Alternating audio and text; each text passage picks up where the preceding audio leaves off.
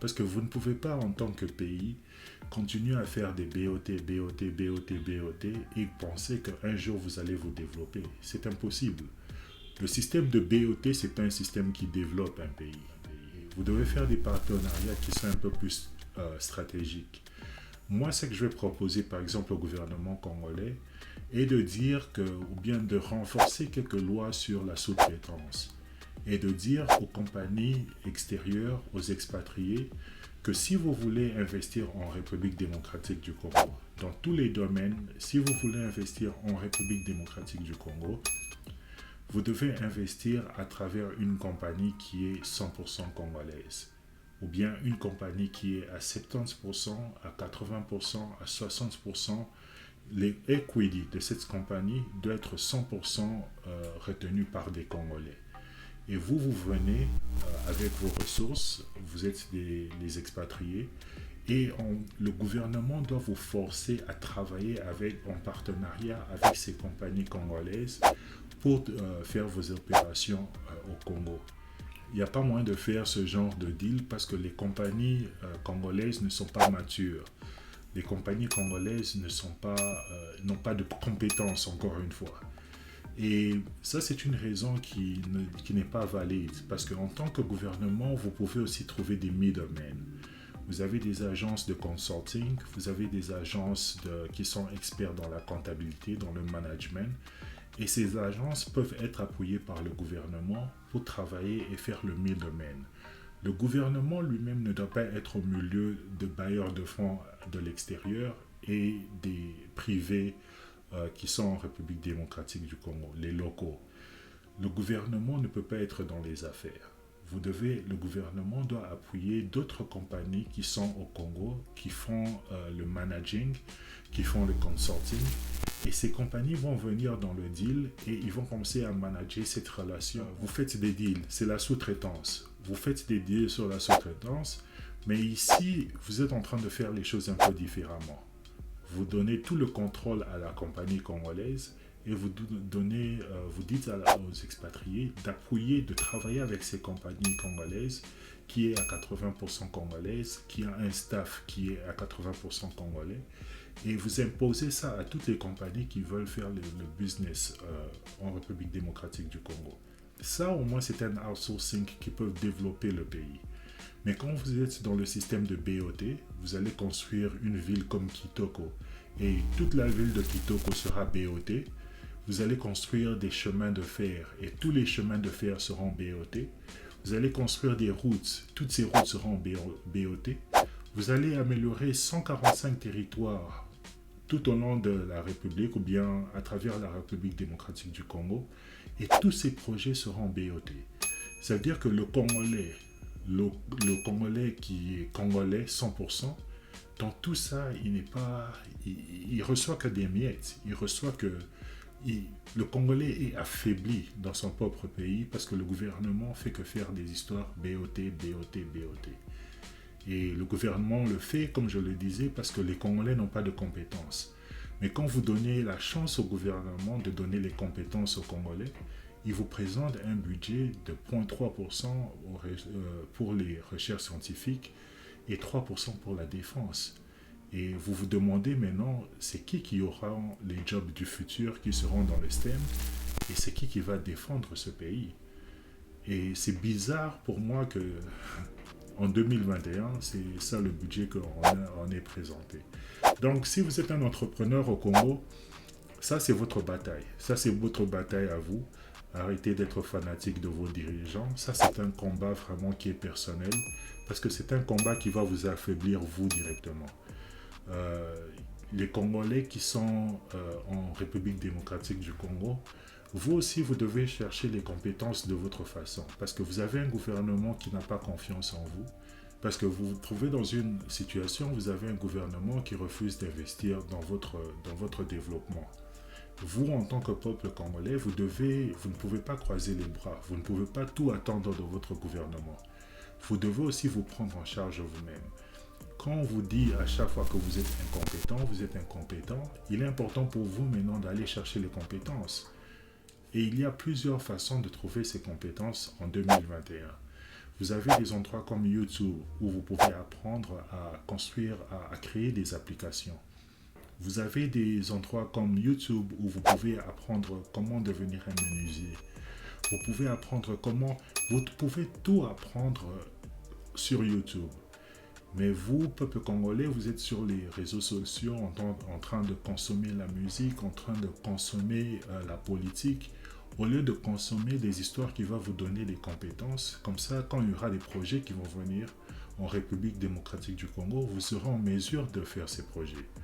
Je vais vous dire peut-être Aujourd'hui, vous avez des applications pour unifier les régis financiers qui viennent des expatriés. Mais créer une application comme ça, c'est quelque chose qu'un Congolais peut le faire. Et si votre système d'éducation, votre gouvernement ne met pas assez d'argent dans le STEM pour qu'on vous apprenne comment faire ça à l'école, vous pouvez apprendre vous-même à créer des applications sur YouTube. Mais pourquoi vous ne le faites pas? Parce que vous êtes en train d'attendre toujours les solutions de votre gouvernement. Vous-même, peuple congolais, vous devez commencer à trouver des solutions à votre propre problème. Allez sur YouTube, trouvez les compétences, créez votre application, allez présenter cette application devant le gouvernement. Vous dites au gouvernement, j'ai créé cette application qui va réunir tous les services financiers et qui va mettre fin à la corruption. Et regardez si le gouvernement va investir sur votre projet. Mais vous ne pouvez pas regarder, vous asseoir et croiser les bras et regarder comment les expatriés sont en train de venir et s'accaparer de tous ces projets. Et chaque fois qu'on va poser la question à votre gouvernement, ils vont répondre de la même façon, ils vont dire que vous n'êtes pas compétent. Donc vous, peuple congolais, vous devez commencer à chercher les compétences. Arrêtez d'aller sur YouTube pour aller regarder la musique, des bêtises ou bien de la politique. Allez sur YouTube pour apprendre des skills. Vous pouvez tout apprendre sur YouTube.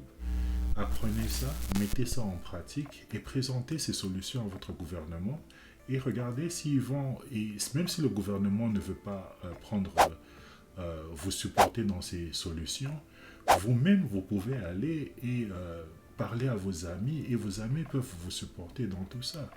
Vous n'avez pas besoin du gouvernement pour développer un pays. Le gouvernement n'est pas dans le business.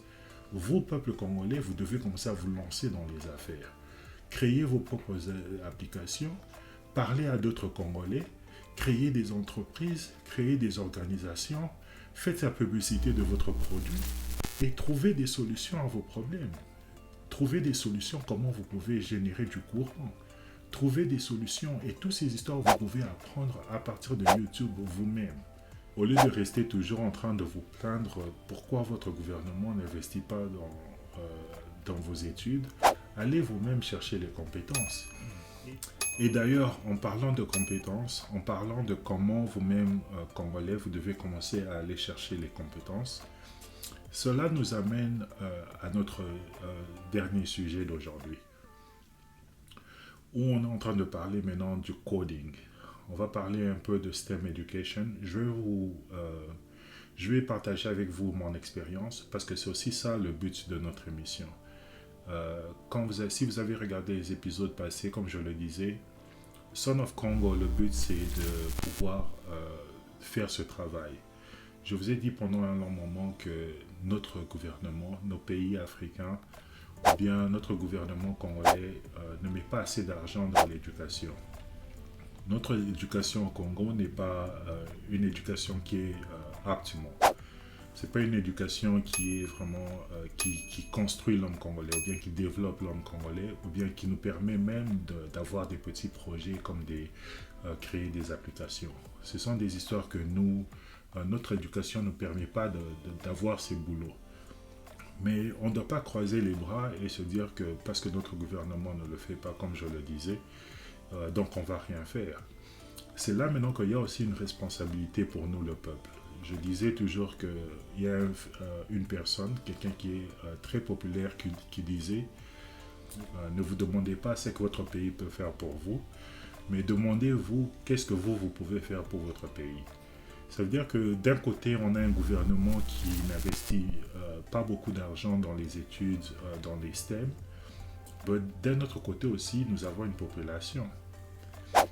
Nous avons une population qui est éduquée. Nous avons une population dans la diaspora qui a des compétences. Et de ce point de vue, on doit se dire maintenant, il est temps que nous, les Congolais à la diaspora, qui ont des compétences ou bien qui connaissons, si vous connaissez quelque chose, vous avez un skill, c'est important que vous puissiez aussi partager ce skill dans les réseaux sociaux, soit sur Facebook, soit sur Instagram, sur Twitter ou bien sur YouTube. Mais il est important que nous, les Congolais, nous puissions faire ce knowledge transfer. Qu'on puisse partager et faire ce transfert de compétences. Parce que nous sommes à l'étranger, nous avons étudié quand même dans des bonnes écoles et nous avons appris des skills. Et quand vous savez que vous êtes dans un pays en Afrique ou bien en République démocratique du Congo, où beaucoup de personnes n'ont pas la possibilité de trouver des boulots parce qu'ils n'ont pas de skills, nous, notre devoir aussi en tant que compatriotes, c'est de pouvoir contribuer dans l'éducation. C'est pour cela que je vais faire une série. À cause de ça, je vais faire une série de vidéos. Et cette série de vidéos sera sur un programming language. Ce sont des langages techniques qui vous permettent à construire des applications. Quand vous voyez des applications, comme je disais, les applications sur les régies financiers, toutes ces applications ont été créées. Et derrière ces applications, il y avait des codeurs et il y avait des développeurs. Et eux, ils utilisent des langages pour écrire toutes ces applications. Vous utilisez aussi les mêmes langages pour écrire les bases de données. Et ce que nous, on va faire dans cette émission, dans Son of Congo, je vais faire une série d'émissions où je vais apprendre à tous mes abonnés et je vais vous demander de vraiment partager cette émission et partager cette chaîne avec vos enfants. Si vous avez des enfants à l'école, si vous avez des enfants à l'université ou bien dans l'école secondaire, si vous-même vous êtes dans un métier, vous êtes journaliste ou bien juriste et vous avez envie de transférer vers la technologie pour avoir accès au job du futur, je vais vous demander de vous abonner massivement sur cette chaîne ici, Son of Congo. Et je vais vous demander de liker et partager cette chaîne aussi avec tous vos amis qui sont des fanatiques de technologie. Parce que bientôt, je vais commencer la semaine prochaine, je vais faire une série de vidéos où je vais apprendre comment vous pouvez devenir un programmeur. On va programmer et on va créer des applications. On va créer plusieurs applications. Mais on va commencer vraiment sur le basique et on va aller jusqu'à ce que vous allez devenir un expert. On va parler du coding. Pendant ce programme, vous allez créer plusieurs applications. Vous allez créer des applications qui vont vous permettre de donner la météo. Vous allez créer des applications qui peuvent vous permettre de créer un website pour un restaurant. Vous allez créer à peu près 10, 15, 20 applications dans ce programme. Donc, je vais vous demander vraiment de vous abonner et on va commencer. Vous n'avez pas besoin d'expérience et c'est ça la beauté dans tout ça.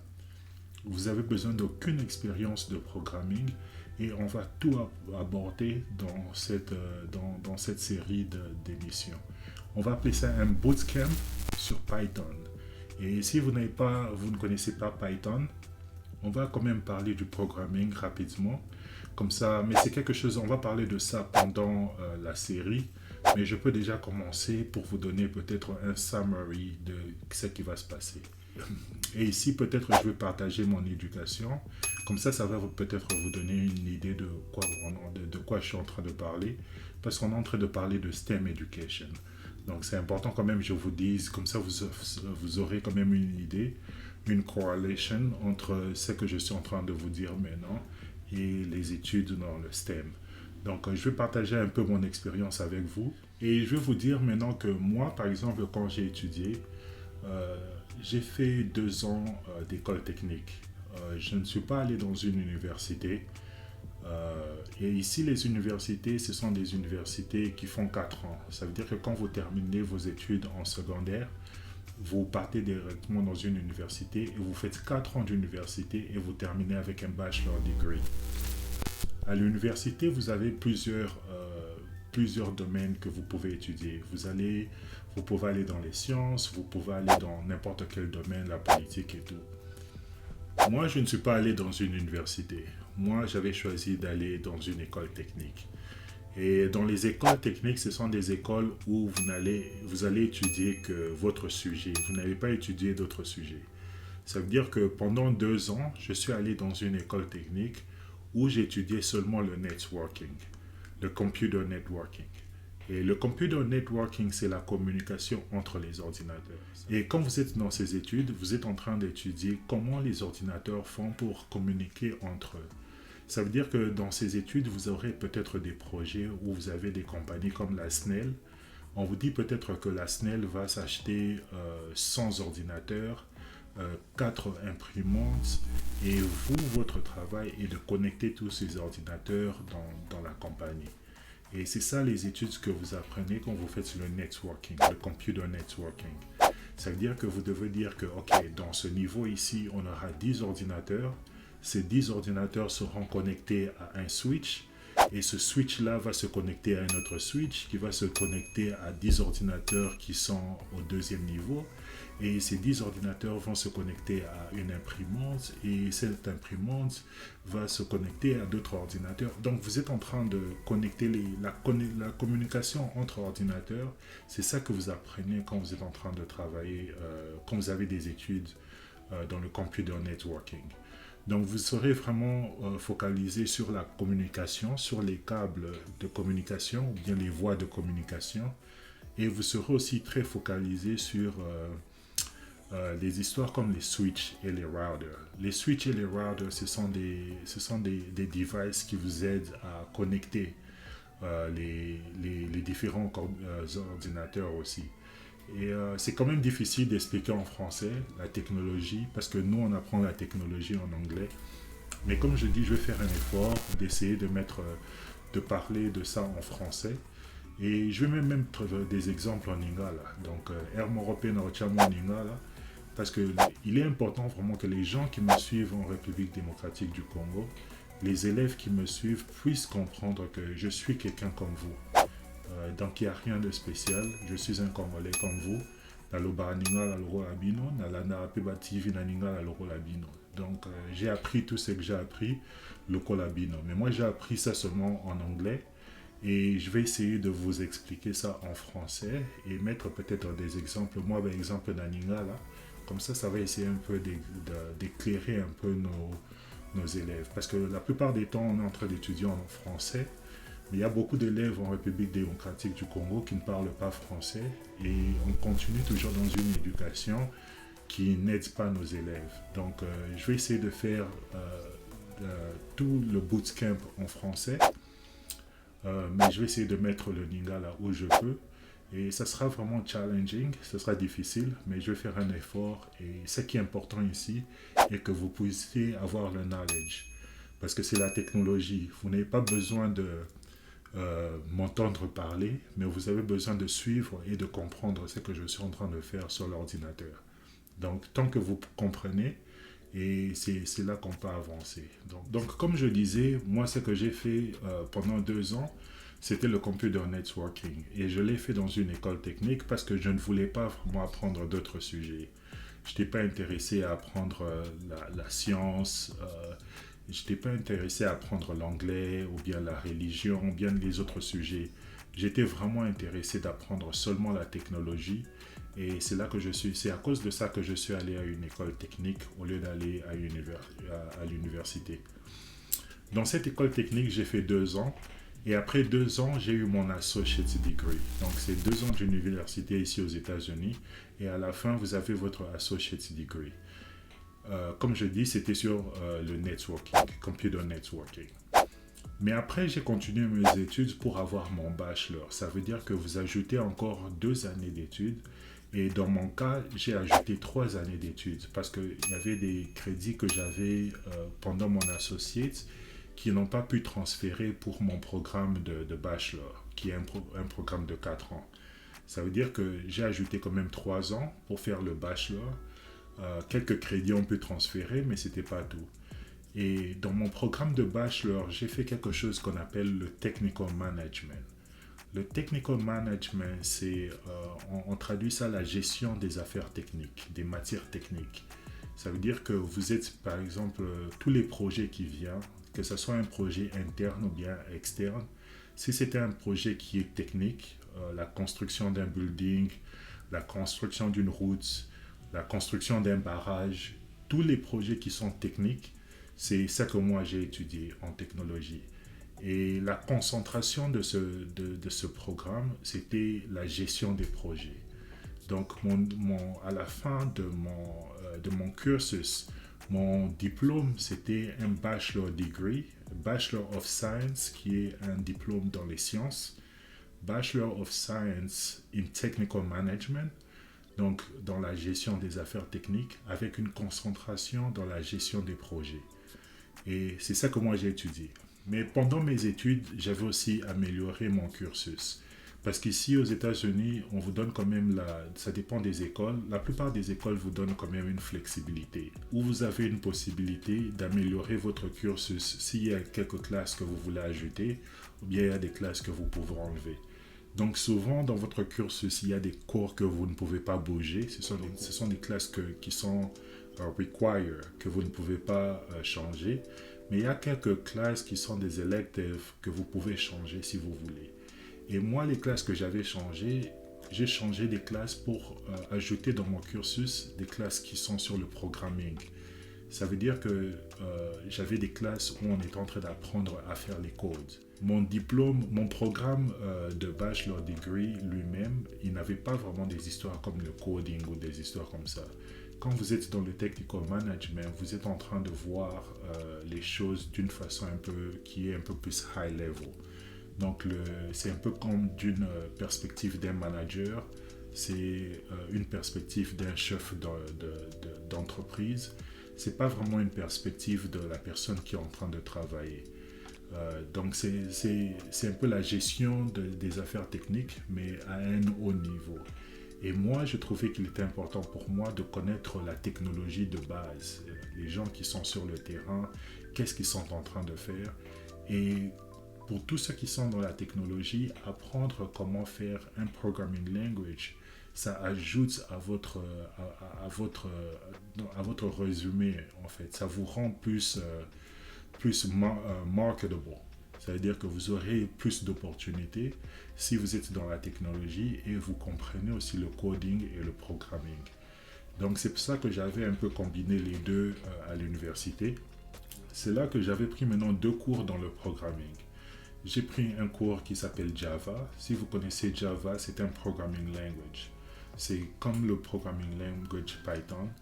Donc Java, c'est un programming language qui était vraiment très populaire et qui est toujours populaire aujourd'hui. La plupart des applications que vous voyez dans le monde sont écrites à partir de Java, avec Java. Donc les websites et toutes ces applications sont créées avec Java. Mais Java est quand même difficile à comprendre. C'est ça que moi j'avais étudié à l'école. Et chaque année ou chaque période, vous voyez que les scientifiques créent des langages qui sont un peu plus faciles que les autres langages. Les langages qui étaient avant, comme les C, les C++, bon, pas les C++, mais les C, il y a des langages comme le R qui est utilisé pour les recherches scientifiques. Et il y a d'autres langages comme ou bien Cobalt qui sont utilisés pour les mainframes, les anciens ordinateurs. Donc avec Java, vous pouvez faire beaucoup de choses. Java, c'est une application qui vous permet d'écrire des applications pour les desktops sur vos ordinateurs. Ça vous permet d'écrire des applications sur les mobile phones, sur vos mobile devices, ou bien même sur Internet. Donc c'est un programming language qui est vraiment très puissant. Si vous le comprenez, vous serez en mesure de comprendre, de faire beaucoup de choses, de créer beaucoup de choses. Et c'est le langage que j'avais étudié à l'école. Le deuxième langage que j'avais étudié, c'était un langage qu'on appelle SQL. SQL, c'est un langage qu'on utilise en technologie pour aller retirer les informations des bases de données. Et ce langage est un langage aussi qui est très populaire dans le milieu de technologie. Et c'est là que j'avais décidé aussi d'apprendre ça parce que c'est l'un des langages qui est principal pour les données. Chaque fois que vous travaillez avec des bases de données, des langages comme SQL sont des langages très importants.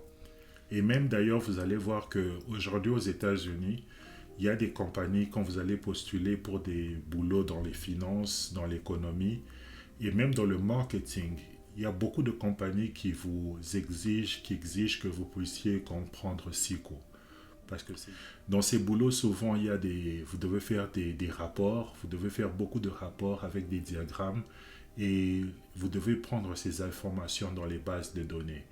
Et beaucoup de boulot dans ces domaines, en finance maintenant, en économie. Il y a beaucoup de gens, quand vous regardez maintenant les applications et les job descriptions, il y a beaucoup d'employeurs qui vous demandent maintenant d'avoir une expérience avec SQL. Ou bien si vous connaissez SQL, vous aurez quand même un avantage par rapport à d'autres personnes. Donc ce sont les deux langages que j'avais appris pendant que j'étais en train de faire mon programme de technical management. Parce que comme je disais, je voulais être bloqué des deux côtés. Du côté de management des projets, où vous avez des projets, vous commencez avec les premières étapes du projet, vous avez des études de faisabilité, après vous partez, vous faites l'étude des risques, vous faites des histoires comme des risk metrics, qui va permettre de gérer les différents risques d'un projet, et puis vous implémentez le projet. Après, vous passez au support du projet et tout, vous passez à la maintenance. Et puis, vous remettez le projet et vous commencez à écrire les leçons que vous avez apprises du projet. Donc, dans mon programme de project management, la gestion de projet, c'est dans ce programme-là que j'ai ajouté aussi du programming parce que je voulais avoir les compétences des deux côtés. Et c'est ça que j'ai fait dans mon programme de bachelor degree. Et puis j'ai fait la même chose aussi pour mon MBA. Après que j'ai reçu mon bachelor degree en technical management avec une concentration en project management, j'ai continué et j'ai fait mon MBA. Le MBA, c'est un Master of Business Administration.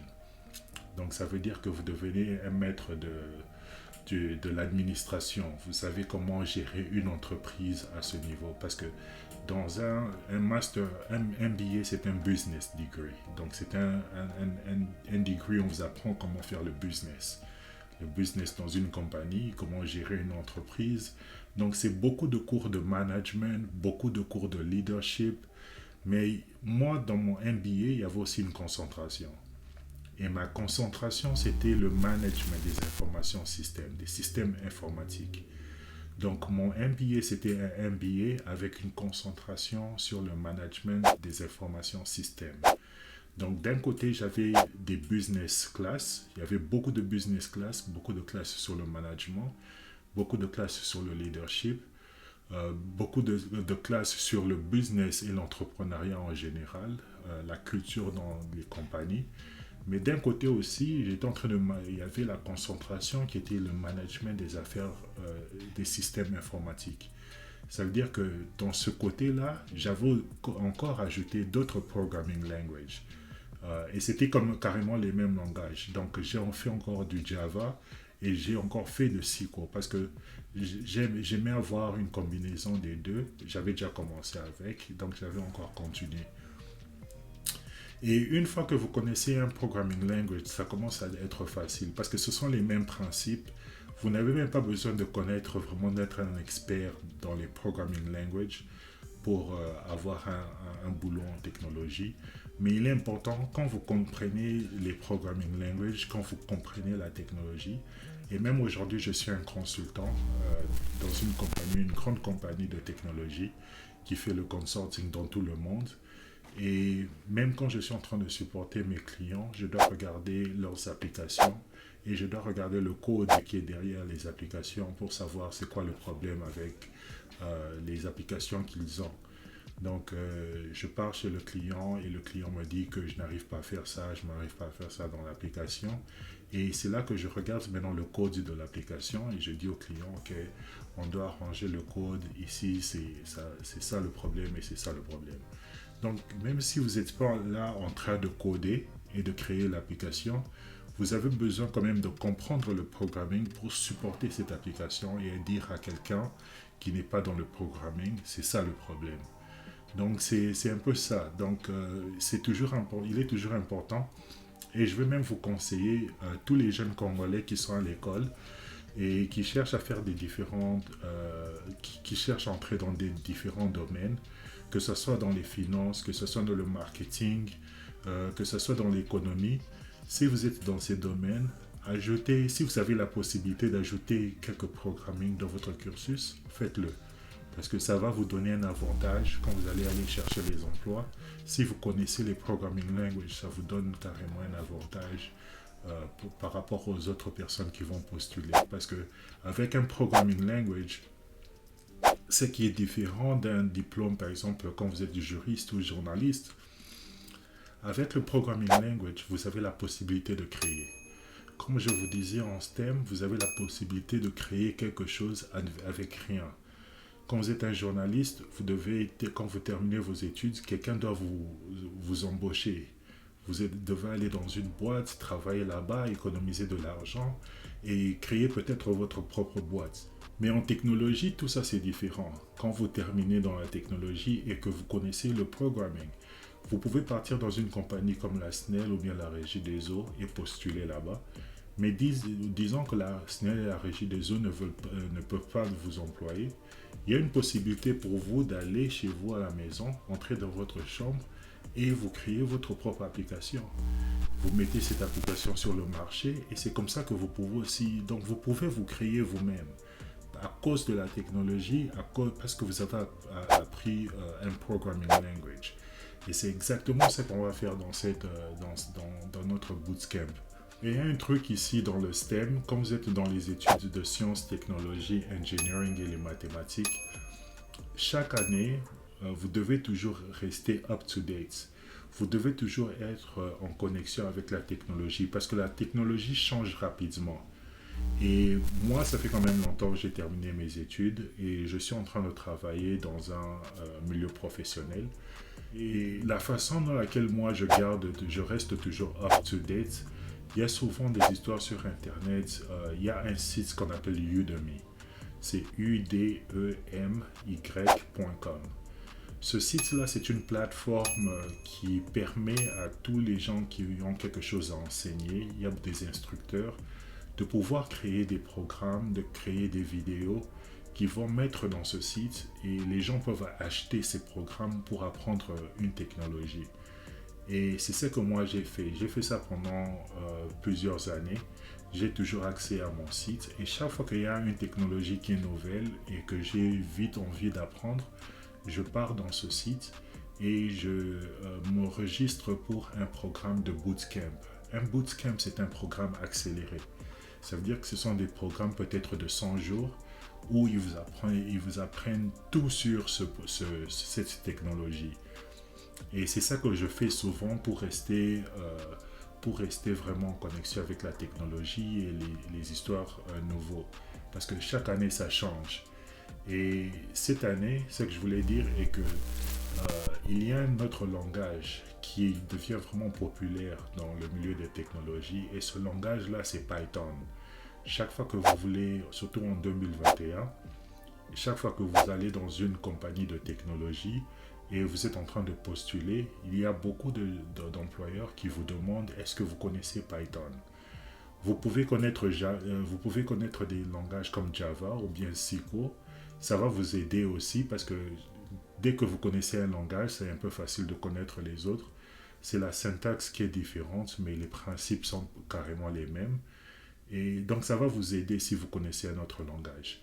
Mais moi maintenant, comme je sais que Java est toujours populaire, mais Python devient plus populaire, je me suis dit pourquoi ne pas apprendre Python aussi. Donc je vais faire maintenant une série de vidéos. C'est ça qui m'amène maintenant à la série de vidéos que je veux faire, où je vais moi-même apprendre Python dans un des programmes que je me suis acheté depuis longtemps. Et je veux venir aussi vous enseigner ce que j'ai appris. Donc c'est un peu de ce genre qu'on va un peu apprendre ensemble comment programmer avec Python. On va commencer de zéro jusqu'à ce que vous allez devenir un expert. Si vous êtes un élève au high school, si vous êtes un élève à l'école secondaire, si vous êtes un élève à l'université, si vous êtes un parent et vous avez des enfants qui ne sont pas encore décidés qu'est-ce qu'ils vont faire au collège ou bien à l'université. Si vous-même, vous êtes un parent, vous êtes dans un domaine que vous n'aimez pas et vous voulez transférer, aller dans un domaine technique ou bien dans la technologie, ce programme est pour vous. Restez branchés, abonnez-vous maintenant, likez. Et quand on va commencer, je vais commencer la semaine prochaine avec la première vidéo. Et c'est là vraiment, et il est vraiment important que vous suivez toutes les leçons. On va commencer à la première leçon jusqu'à la leçon numéro 1000.